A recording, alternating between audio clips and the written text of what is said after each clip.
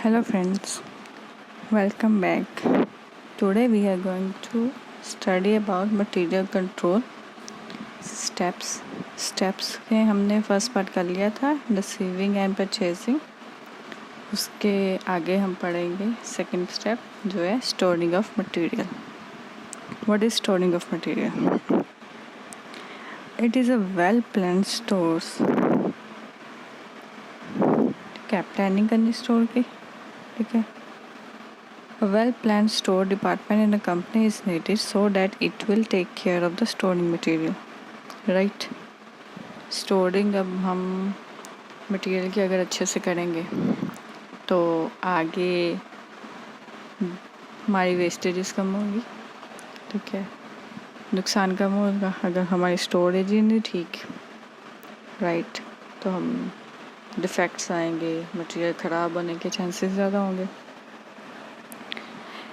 ये क्या है? इंटरमीडिएट स्टेप है, बीचला स्टेप है, क्योंकि पहले सामान आएगा, स्टोर में जाएगा, स्टोर में रहेगा, फिर उसके बाद प्रोडक्शन में जाएगा.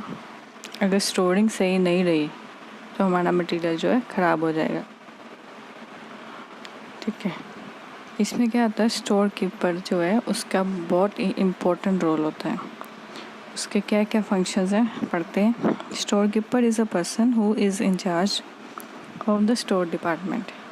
He has to perform important functions like he acts as a buffer or protection against the consequences of non-availability of material.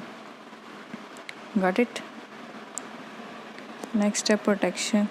Protecting the material. Material को protect करना. Right. Material को दिखेगा, संभाल के रखेगा. Avoiding overstocking and understocking. सारा detail उसके होनी है, सामान ज़्यादा कम ना हो जाए. Establishing a proper system for ensuring control over uses. Proper system को एस्टेब्लिश करेगा.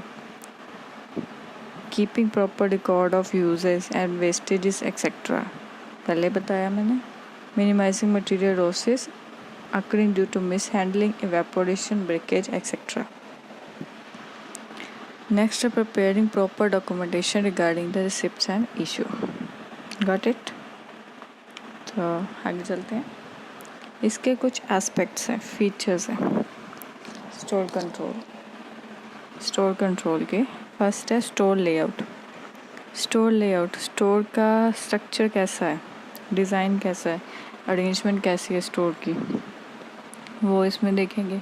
अगर प्रॉपर वे में सब कुछ अरेंज किया हुआ है, टाइम भी मैनेजमेंट होगा, कम टाइम लगेगा ढूंढने में. अगर सब कुछ हौच पौच हो रखा है, ज़्यादा टाइम लगेगा, मटेरियल सब मिक्सअप हो जाएंगे. ठीक है. तो प्रॉपर स्टोर लेआउट होना चाहिए. नेक्स्ट है classification and codification of material.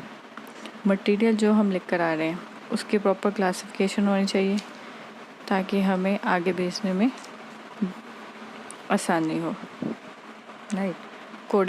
Code जो हम जैसे मर्जी लगा सकते हैं, अल्फ़ाबेटिकली ऑर्डर लगा लो, नंबर वाइज लगा लो, ये डिपेंड करता है स्टोर कीपर पर. आगे स्टोर रिकॉर्ड्स. स्टोर रिकॉर्ड में क्या है, प्रॉपर स्टोर की रिकॉर्डिंग करनी है बुक्स में. बिन कार्ड होता है ना, बिन कार्ड होता है, उसमें हम क्वांटिटी रिकॉर्ड करते हैं. कितना मटेरियल आया, कौन सा आया, कितना बैलेंस बचा, कितना हमने इशू कर दिया, सब रिकॉर्ड मेंटेन करके रखना है ताकि हमें पता चल जाए हमारा मटेरियल कितना कम रह गया है, ताकि हम नेक्स्ट ऑर्डर कर सकें. नेक्स्ट है इन्वेंट्री कंट्रोल. इन्वेंट्री कंट्रोल जो कि बहुत इम्पोर्टेंट है. कैसे हम इन्वेंट्री को कंट्रोल करें, इसमें आगे हैं उसके methods. Perpetual inventory system, ABC system, just in time inventory, VED analysis, FSND. इसके बारे में पढ़ते हैं. First is perpetual inventory system. Important है ये इन्वेंट्री कंट्रोल मेथड्स, सो ध्यान से. A perpetual inventory system keeps continual track of your inventory balances. जो perpetual inventory है वो हमारा कंटिन्यू रिकॉर्ड रखता है. एक तरह से कह लो हम इसको, जैसे जर्नल बुक्स में हम हर एक एंट्री करते हैं, ऐसे परपेचुअल इन्वेंटरी सिस्टम में हम हर एक रिसिप्ट, हर एक इशू का हम जो है रिकॉर्ड मेंटेन करके रखते हैं। इसका एडवांटेज क्या है? इसका मेन एडवांटेज है कि ये हमें डिस्ट्रप्शन जो है प्रोडक्शन में उसे अवॉइड करता है, और हमें डिटेल मालूम रहती है कि इतना इन्वेंट्री हमारा आई थी, इस दिन आई थी, इतनी हमने इशू कर दिया, इतना बैलेंस रह गया है हमारा। ठीक है, ये इट इज़ एन ऑटोमेटिक जब भी हम रिसीव करते हैं या इशू करते हैं या सेल करते हैं तो हम एंट्री कर देंगे, रिकॉर्ड कर देंगे। Okay, updates are automatically made when you receive or sell inventory. Purchases and returns are immediately recorded in your inventory accounts. Got it? Inventory account में जैसे ही हमने रिसिप्ट आई, कोई सेल की, कोई रिटर्न की, उसी वक्त हम जो है इसकी एंट्री कर देते हैं। नेक्स्ट है ABC analysis, ABC system. ABC system में क्या है, हम जो इन्वेंट्री है, जो हमारा स्टॉक है, उसे हम 3 कैटेगरी में डिवाइड करते हैं। First category A, category B और C। ठीक है, ए आइटम में क्या है, with the very tight control and accurate records, जैसे कि डायग्राम में दिखाया गया। कैटेगरी ए में जो हाई वैल्यू इन्वेंट्री आइटम्स रहती हैं, जैसे कि जिनकी पर उसकी जो क्वांटिटी है हम कम कर रखते हैं, क्योंकि वो महंगी चीज़ें अगर ख़राब हो गई या ऑब्सोल्यूट होगी तो हमारा काफ़ी नुकसान होगा। ठीक है, ये जो आइटम है हमें कम क्वांटिटी में रिक्वायर्ड होती है, वैसे भी होती हैं, ये नहीं होती हैं, बट कम क्वांटिटी में, because they are in higher in value. So इसके लिए टाइट कंट्रोल रखना पड़ेगा, इसका ध्यान ज़्यादा रखना पड़ेगा। जैसे कि डायमंड हो गया एग्जांपल। ठीक है, डायमंड्स सेकंड में आती है, बी आइटम में आती है मॉडरेट वैल्यू इन्वेंट्रीज, जो बीच में आती है, ना ज़्यादा महंगी है ना ज़्यादा सस्ती है। उसे हम बी कैटेगरी में डिवाइड करते हैं। इसमें लेस कंट्रोल रहेगा और गुड रिकॉर्ड्स मेंटेन करेंगे। जैसे होगी मशीनरी। ठीक है, सी आइटम्स में आ जाएंगी जो लो वैल्यू है, जैसे टूल्स हो गए हमारे, नेल्स, छोटे छोटे आइटम्स जो है वो सी आइटम्स में आ जाएगी। जो ए आइटम है उसकी क्वांटिटी हम कम रखते हैं, बी की हम क्वांटिटी थोड़ी मीडियम लेवल पर रखते हैं, और सी की जो वास्ट रखते हैं, क्योंकि वो छोटी छोटी चीज़ें हैं, ज़्यादा ज़रूरत पड़ती है। तो ये था हमारा ABC सिस्टम। नेक्स्ट है just in time inventory. Just in time inventory क्या कहती है, there should not be any intermediate stage like store keeping. क्या है, जस्ट इन टाइम इन्वेंट्री कहती है कि कोई स्टोर कीपिंग बीच में नहीं होना चाहिए स्टेज। डायरेक्ट हमने परचेज़ किया, सीधा का सीधा प्रोडक्शन में जाएगा, कोई बीच में इंटरमीडिएट नहीं होगा। जो प्रोडक्शन डिपार्टमेंट है वो डायरेक्ट जो सेलर है, उस डीलर है, उसके साथ डायरेक्ट कांटेक्ट करेगा। कोई स्टोर कीपर नहीं होगा बीच में। हम पहले जैसे फर्स्ट स्टेप किया था, पहले जो प्रोडक्शन वाला है वो पहले स्टोर कीपर को भेजेगा अपनी रिक्वायरमेंट, वो आगे फिर परचेज डिपार्टमेंट को भेजेगा। वो सारा कुछ उसने ख़त्म कर दिया। ठीक है, इसका बेनिफिट क्या है, राइट क्वांटिटी परचेज होती है, जितनी हमें ज़रूरत है उतनी आएगी। इन्वेंट्री कैरिंग कॉस्ट है वो टोटली ख़त्म हो जाएगी, क्योंकि हमारा कैरिंग कॉस्ट लगेगी नहीं। स्टोर कॉस्ट जो है वो भी ख़त्म हो जाएगी, और इसके कारण जो लॉसेस है, ब्रेकेजेस, वेस्टेज, वो भी हमारे अवॉइड हो सकते हैं। Material purchased from supplier should directly go to assembly line, that is production department, right? There should not be any need of storing the material, hence carrying costs can be eliminated. Got it? Next है VED analysis. VED analysis में हम जो items हैं उसको 3 category में divide करते हैं, जैसे ABC में गए थे, जैसे VED। V means vital, E means essential and D stands for desirable. V vital items V stands for vital items, and the stock analysis requires more attention inventory than consistently needs to be kept in store. Okay ये जो items है वो जो है बहुत ज़रूरी item होते हैं, वाइटल आइटम्स। ठीक है, जो इसका अगर स्टॉक आउट हो गया, ठीक है, तो हम कंपनी को बहुत ज़्यादा नुकसान हो सकता है। इसलिए इसका जो है हमें ध्यान ज़्यादा रखना पड़ेगा, मोर अटेंशन देनी पड़ेगी ताकि ये स्टॉक आउट ना हो जाए, क्योंकि अगर स्टॉक आउट हो गया हमारी प्रोडक्शन पे इसका बहुत बड़ा इफ़ेक्ट होगा। जो इम्पोर्टेंट आइटम्स होती हैं उसे हम वी कैटेगरी में रखते हैं। नेक्स्ट है E. E means essential item. Care must be taken to see that they are always in stock keeping minimum stock of this is enough. जो ई आइटम्स में आएंगे, जो इंटरमीडिएट में आएंगे, इसका असर भी पड़ेगा थोड़ा प्रोडक्शन पर, बट ज़्यादा नहीं, इसका असर कम पड़ेगा। क्या प्रोडक्शन थोड़ी कम हो सकती है, ये नहीं भी प्रोडक्शन बिल्कुल ख़त्म हो जाए। जो वी में आएगी उसका अगर वो स्टॉक ख़त्म हो गया प्रोडक्शन रुक जाएगी। ई में आएगी जब स्टॉक ख़त्म हो रहा है, ठीक है, तो हमारा प्रोडक्शन नहीं रुकेगी, थोड़ी कम हो जाएगी कह लो। ठीक है, तो इसका हमें मिनिमम स्टॉक रखना पड़ेगा। Next D. D stand for desirable item which do not affect production immediately.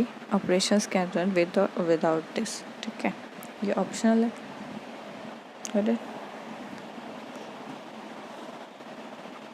ये जो VED एनालिसिस है कहाँ यूज़ की जाती है? कैपिटल इंटेंसिव प्रोसेस इंडस्ट्रीज जो हैं वहाँ पर ज़्यादा यूज़ की जाती है। Got it. नेक्स्ट है FSNT analysis. F stands for fast moving items, ठीक है, N means normal, S means slow moving, D for dead, F means fast moving items, ठीक है।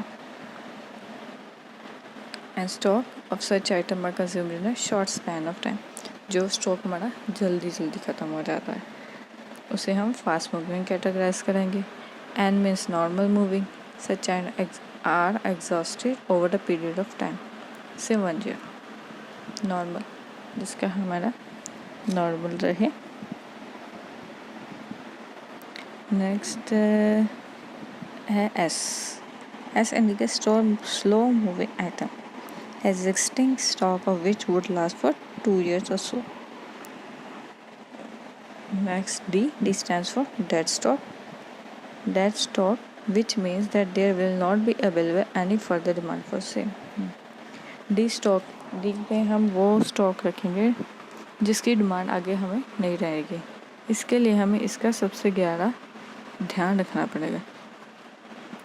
इसकी डिमांड नहीं रहेगी तो हम कहाँ से लाएंगे? हमें बहुत इसका फिर अल्टरनेट पहले से ही ढूंढना पड़ेगा। ओके, इससे डेड स्टॉक को आइडेंटिफाई करना बहुत ज़रूरी है। तो ये थे हमारे इन्वेंट्री कंट्रोल के मेथड्स। आगे हमारा सी स्टेप हो गया। फर्स्ट स्टेप था परचेजिंग एंड रिसीविंग, बी था storing of material, C step आ गया इशू कंट्रोल। इशू कंट्रोल क्या? इशू कंट्रोल में आएगा हम जब स्टॉक को इशू कर रहे हैं कैसे, उस पर हमें कैसे कंट्रोल करना। क्या लिखा है? While issuing material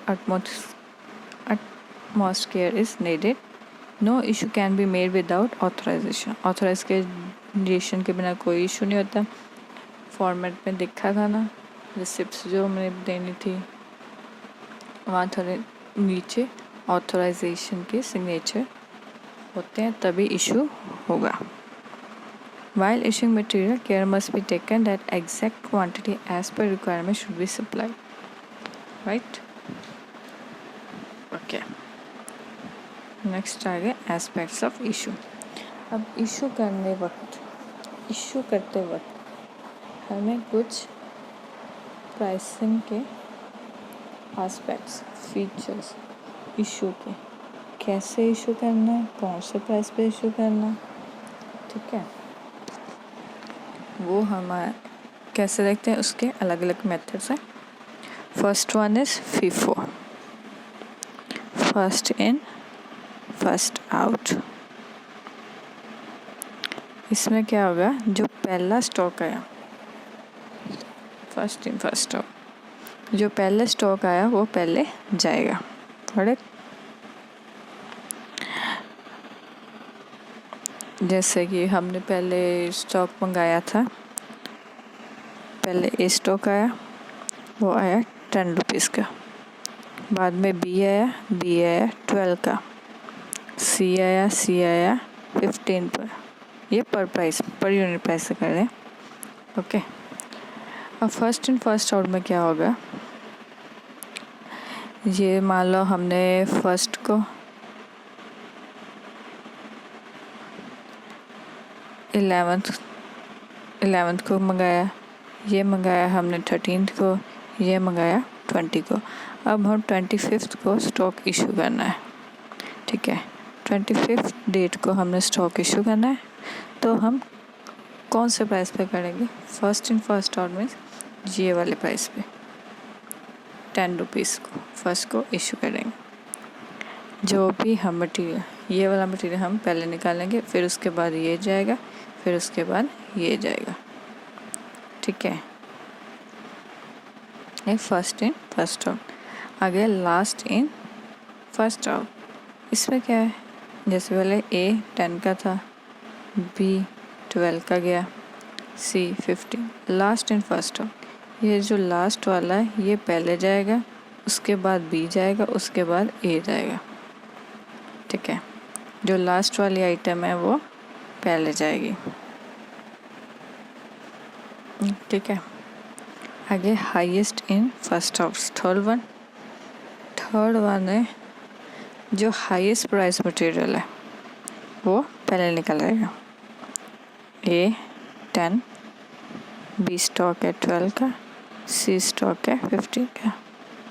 highest price कौन सा है, ये वाला पहले निकल जाएगा। अगर ये वाला भी होता है 16 का, तो ये पहले निकल जाता। ओके, जिसका प्राइस भी ज़्यादा है वो आइटम पहले निकल जाएगी। ठीक, ये तो सिंपल है। लास्ट इन फर्स्ट और फर्स्ट इन फर्स्ट और नाम से क्लियर हो जा रहा है। नेक्स्ट है सिंपल एवरेज कॉस्ट मेथड। इसमें क्या है, जो हम एवरेज के हिसाब से इशू प्राइस फिक्स करते हैं। सपोज ए की वैल्यू है 18, बी की वैल्यू है 19, सी की वैल्यू है 23। इसका हम एवरेज निकाल लेंगे, तीनों को ऐड अप कर लेंगे, डिवाइड कर देंगे उससे, डिवाइडेड बाय 3, क्योंकि 1 2 3 एवरेज निकाल लेंगे। ठीक है, 18 + 19 + 20 divided by 3 is equal to 20। अब हम पर प्राइस इशू की कितने रखेंगे, ₹20। वेटेड एवरेज, जो भी हमने इशू करना, जो सा भी मटेरियल इशू करना, उसे हम 20 रुपीज़ में इशू करेंगे। ठीक है, ये था simple average cost method. Next है वेटेड एवरेज कॉस्ट मेथड। इसका फॉर्मूला होता है, जो सिंपल एवरेज कॉस्ट मेथड है उसमें हम सिर्फ प्राइसेस लेते हैं, क्वांटिटी नहीं लेते। जो वेटेड एवरेज में उसमें quantity and prices both consider करते हैं, इसलिए इसका method P1 N1 + P2 N2 + so on divided by total quantity। ठीक है, ये मेथड किसका है, वेटेड एवरेज का। Let me tell you about example लेते हैं. सपोज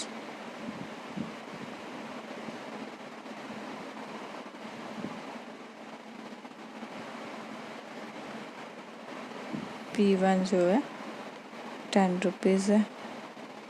P2 होगी, ले लेते हैं 12. P3 हो गया 11. ये तीनों के प्राइस है. क्वांटिटी 1 क्या है, 1000 ले लेते हैं. क्वांटिटी 2 ले लेते हैं 1200. क्वांटिटी 3 ले लेते हैं 1400.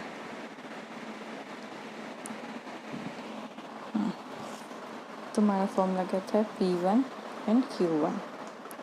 10 multiply by 1000 plus P2 and Q2.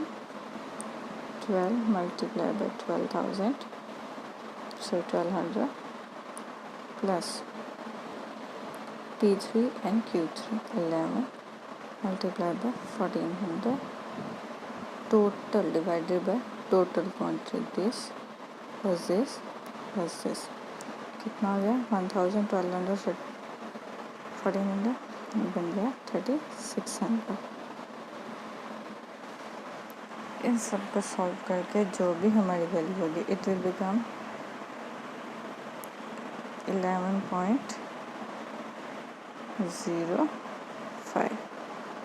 ठीक है, हमारी ये आ गई per unit value. Got it. ठीक है, फॉर्मूला आप वीडियो को पॉज करके देख लेना. ठीक है, तो हमारी पर इशू प्राइस होगी 11.5. ये याद रखना, सिंपल एवरेज में सिर्फ हम प्राइसेस लेते हैं. वेटेड एवरेज में considers only prices. Weighted average में प्राइसेस एंड क्वांटिटी बोथ. ठीक है, आगे है पीरियोडिक एवरेज कॉस्ट मेथड. इसमें क्या है, हम सिंपल एवरेज और वेटेड एवरेज हर टाइम करेंगे. ठीक है, जब भी हमें इशू करना होगा पिछला कितना स्टॉक पड़ा सबका एवरेज निकाल लेंगे या सबका वेटेड एवरेज, दोनों में से जो भी मेथड यूज़ करेंगे. पीरियोडिक एवरेज में क्या करेंगे, हम पूरे साल का एक बार में ही एक एवरेज निकाल लेंगे. कैसे निकाल लेंगे, उसका फॉर्मूला है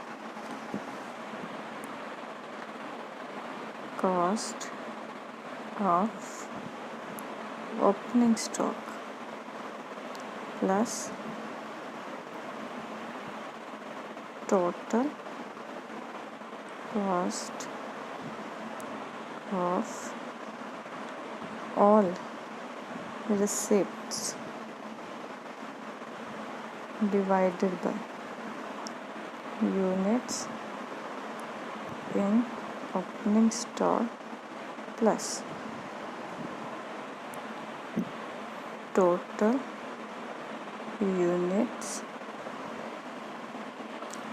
received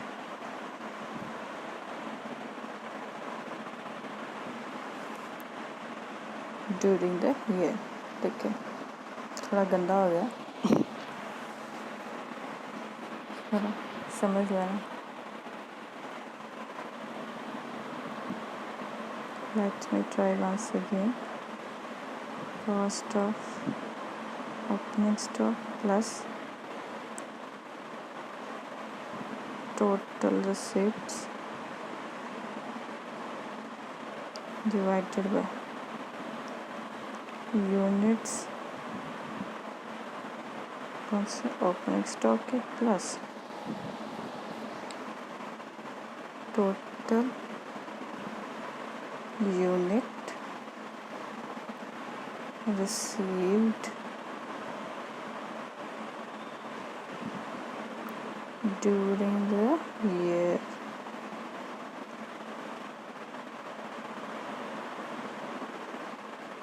कोई साल में कितने हमें यूनिट्स रिसीव किए। इस मेथड को अप्लाई करके जो सी वैल्यू आएगी हम उस पर इशू कर देंगे।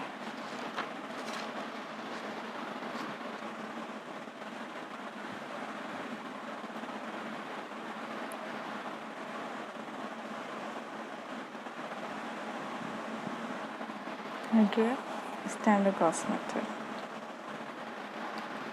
स्टैंडर्ड कॉस्ट मेथड में क्या है, हम जो है मटेरियल इशू करना है उसकी एक pre determined standard value fix कर लेते हैं। ठीक है, चाहे हम कम कर लें, अगर कम ज़्यादा कोई भी डिफरेंस आ रहा है, जैसे कि हमने फिक्स कर ली 15 रुपीज़ पर प्राइस। ठीक है, हम इशूज़ में कर रहे हैं। अगर हमारा स्टॉक की एक्चुअल वैल्यू कम या ज़्यादा है, 11 रुपये या 17, 19, 20 हो गए, तो जो भी डिफरेंस आएगा वो हम राइट ऑफ कर लेंगे। राइट ऑफ कहाँ करेंगे? कॉस्टिंग P&L अकाउंट में। Got it? नेक्स्ट है replacement cost value. Replacement cost method में क्या है, मार्केट प्राइस को देखते हैं। मार्केट प्राइस में लेटेस्ट क्या चल रहा है प्राइस, अगर आज की डेट में हम उस मटेरियल को रिप्लेस करना क्या वैल्यू पे जाएगा, उस प्राइस पे हम इशू करेंगे। Next in first method. First method में क्या है, प्राइस कोटेड है जो लेटेस्ट प्राइस ऑर्डर के, उसे हम यूज़ करेंगे। ठीक है, जो हमारा प्राइस है आएगा, जो सामान जिस प्राइस पे हमारा सामान नेक्स्ट आएगा, न ऑर्डर करना है या ऑर्डर कर रखा है, जो नया प्राइस है उस प्राइस पे हम अपना स्टॉक इशू करेंगे। तो ये थे हमारे मेथड्स ऑफ इशू कह लो, एस्पेक्ट्स ऑफ इशू कह लो, प्राइसिंग ऑफ इशू कह लो। ठीक, नेक्स्ट है मटेरियल लॉसेस। मटेरियल लॉसेस, हमारा जो मटेरियल लॉस होता है उसे हमें कंट्रोल करना है। कैसे करना? Rigid control should be there over the losses. One of the main reasons of rising material cost is the loss of material in the production process. ज़्यादा कॉस्ट हमारे लॉस में कब लगती है? जब प्रोडक्शन में हमारा मटेरियल लॉस हो जाए। ठीक, मटेरियल लॉस हम नीचे 2, 3, 4 कैटेगरीज में डिवाइड कर सकते हैं, करते हैं। First one is wastages, scrap, spoilages and defective. First is wastage. क्या है वेस्टेज? वेस्ट मतलब वेपोरेशन हो गई, केमिकल रिएक्शन हो गया, कोई श्रिंक हो गया। ठीक है, वेस्टेजेस को भी हम 2 हिस्सों में डिवाइड करते हैं, नॉर्मल है अबनॉर्मल। नॉर्मल को है जो हम अवॉइड नहीं कर सकते, जो होना ही होना है, जैसे इवेपोरेशन होनी है। ठीक है, तो लिक्विड है, केमिकल है, इवेपोरेट हो जाते हैं, उसे हम कंट्रोल नहीं कर सकते। ठीक है, वो हो गया हमारा normal waste. It is estimated in advance.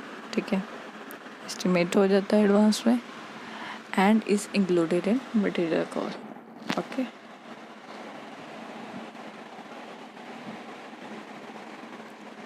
जो भी नॉर्मल लॉस हुआ उसे हम मटेरियल कॉस्ट में ही इंक्लूड करेंगे। मतलब कि जो अच्छे यूनिट्स हैं वो बेयर करेंगे वेस्टेजेस को, उसकी प्राइस बढ़ा दो। उसका ये हम एस्टिमेट कर सकते हैं एडवांस में। उसका जो भी नॉर्मल लॉस हो गया, नॉर्मल वेस्ट हो गया, हम ये यूनिट्स हैं उसकी प्राइस में से कवर कर सकते हैं। अब नॉर्मल वेस्टेजेस क्या है जो हम एस्टिमेट नहीं कर सकते। ठीक है, एस्टिमेट नहीं कर सकते तो इसकी हमारी जो कॉस्ट है वो मटेरियल कॉस्ट में नहीं इंक्लूड हो सकती, तो हम इसे कहाँ राइट ऑफ करते हैं? कॉस्टिंग P&L अकाउंट में। ठीक है, Next is scrap. First the wastages, second is scrap. Scrap क्या है? Scrap is a residual material resulting from manufacturing product. It has a recovery value and is measurable. Okay.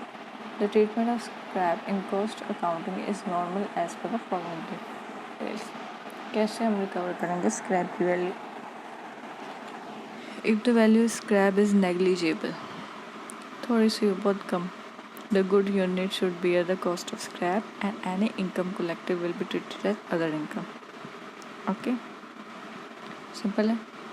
If the value of scrap is considerable and identifiable with the process or job, the cost of job will be transferred to scrap account and any realization from the sale of such scrap will be credited to job or process account, or any unrecovered balance in the scrap account will be transferred to the costing P&L account. Scrap भी valuable अगर process और job के साथ related है तो वो scrap account में जाएगी, किसके? जॉब वाले में. अगर उसकी सेल से में कोई पैसा मिलता है, कुछ इनकम हो रही है तो वो जॉब और प्रोसेस अकाउंट में जाएगी. और अगर कुछ नहीं रिकवर्ड हो रहा है, जो बैलेंस बच रहा है स्क्रैप का अकाउंट का, वो कहाँ ट्रांसफ़र हो जाएगा? कॉस्टिंग P&L अकाउंट में. 3 चीज़ें थी इसमें. आगे है scrap value is quite sustainable and it is not identifiable. अगर आइडेंटिफाइबल नहीं हो रही पर्टिकुलर जॉब पे, किस जॉब के लिए, the amount will be transfer to factory overhead account. Factory overhead account में चला जाएगी after deducting the selling cost. फैक्ट्री ओवरहेड में कब जाएगी? सेलिंग कॉस्ट को माइनस करके. This will reduce the cost of production to the extent of the scrap value. ठीक है. Next, control of scrap. Scrap का कंट्रोल कैसे करें?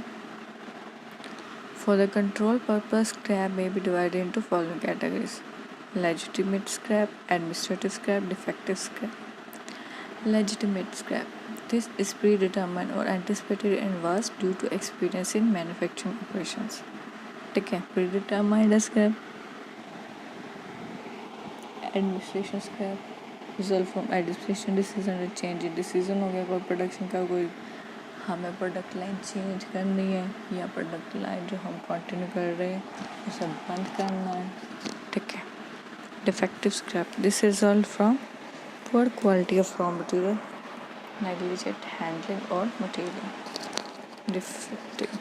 ठीक है.